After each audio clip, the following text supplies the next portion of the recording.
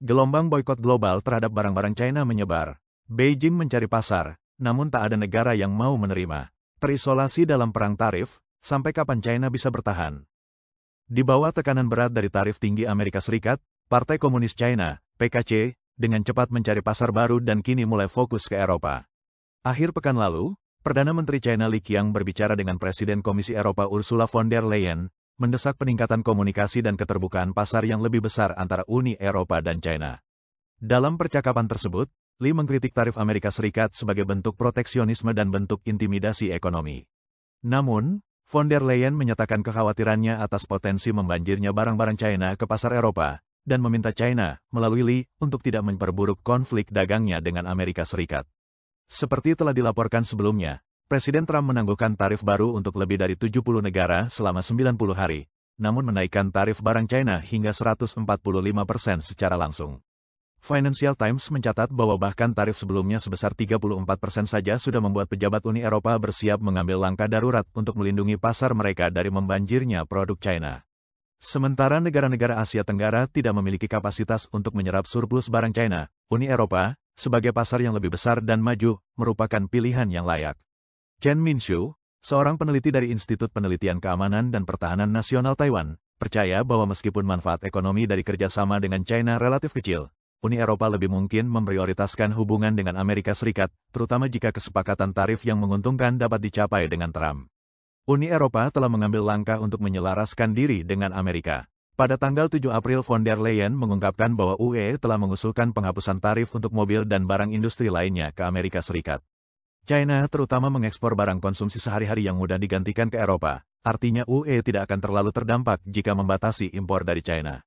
Ekonom Taiwan Wu Jialong memberikan perspektif berbeda, menyatakan bahwa Eropa tidak mampu menyerap surplus barang China dan kemungkinan besar akan menerapkan hambatan tarif dan perdagangan untuk memblokir produk China.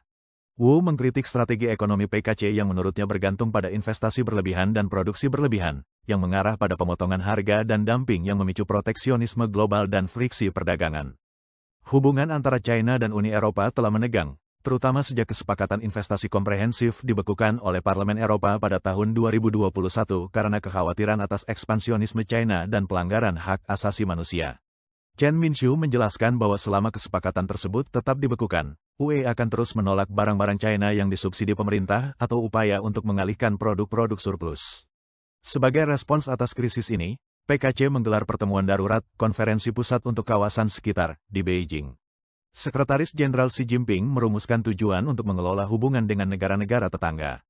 Namun, banyak pengamat menilai bahwa diplomasi PKC yang lamban serta sengketa wilayah yang terus berlangsung menghambat perbaikan hubungan dengan negara-negara tetangga. Media China menerbitkan sebuah artikel dari ekonom Lu Jiaohuang yang mendesak pemerintah untuk mempercepat pembentukan front internasional bersama. Namun, para analis berpendapat bahwa Beijing menghadapi hambatan yang sulit diatasi, termasuk ketergantungan pada perdagangan berbasis dolar AS dan keterbatasan teknologi. Kelebihan produksi China mengancam perekonomian global, dan banyak negara kini waspada terhadap produk dumping dari China serta enggan berpihak pada Beijing. Tak ada ekonomi yang mampu memutus hubungan dengan Amerika Serikat, pasar terbesar di dunia. Pada tanggal 7 April Menteri Perdagangan dan Industri India, Piyush Goyal, dalam Forum Global India di Mumbai, menyebut dorongan Trump untuk tarif yang adil sebagai kesempatan sekali seumur hidup. Ia menyalahkan gejolak ekonomi global pada masuknya China ke Organisasi Perdagangan Dunia hampir 25 tahun yang lalu, dan menyatakan bahwa pertumbuhan China telah merusak prinsip perdagangan yang adil. Pernyataannya sejalan dengan kritik Trump terhadap China. Korea Selatan juga menjaga jarak dari pembalasan tarif China. Australia pun menolak pendekatan China. Wakil Perdana Menteri Australia, Richard Marles, menyatakan bahwa Australia tidak hanya akan memblokir barang murah dari China yang membanjiri pasarnya, tetapi juga akan mengurangi ketergantungan terhadap China, menunjukkan dukungan penuh terhadap AS dalam konflik perdagangan yang sedang berlangsung. Sementara itu, pergeseran politik di dalam negeri Amerika turut menambah kegelisahan China. Sejak Trump kembali menjabat di Gedung Putih, para politisi Demokrat mengkritik hampir semua kebijakannya, kecuali pendekatannya terhadap China. Misalnya, rencana Trump untuk memberlakukan tarif timbal balik pada hampir 100 negara mendapat kritik luas dari kalangan Demokrat, dengan lebih dari selusin anggota parlemen dan ahli strategi Demokrat menyerukan penentangan dalam sebuah wawancara politik. Namun, mereka sepakat dengan suara bulat bahwa sikap tegas terhadap China memang diperlukan, selaras dengan posisi Trump.